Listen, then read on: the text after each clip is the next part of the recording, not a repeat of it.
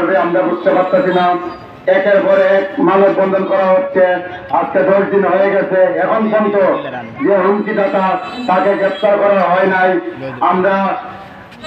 আমরা তার নিন্দা জানাই, পাশাপাশি প্রশাসনকে জানিয়ে দিতে চাই, আপনারা যদি অতি তাড়াতাড়ি এই পরিকল্পনাকারীকে গ্রেপ্তার না করেন তাহলে আমরা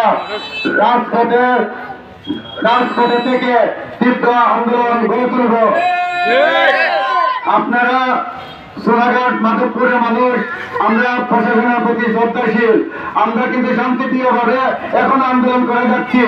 আপনারা যদি অতি তাড়াতাড়ি গ্রেপ্তার না করেন তাহলে আমরা রাজপথে ছিলাম, রাজপথে থাকবো। তীব্র নিন্দা ও প্রতিবাদ জানাই। আমরা অবিলম্বে প্রশাসনের কাছে দাবি রাখছি, এই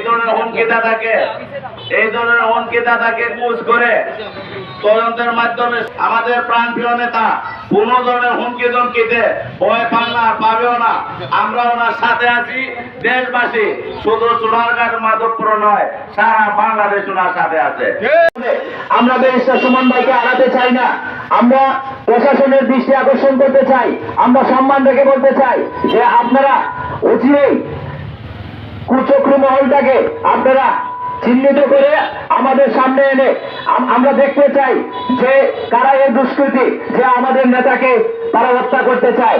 আমি প্রশাসনের দৃষ্টি আকর্ষণ করব যে আপনারা দ্রুত তাদেরকে গ্রেফতার করে আইনের আওতায় নিয়ে এনে সর্বোচ্চ শাস্তি দেবেন।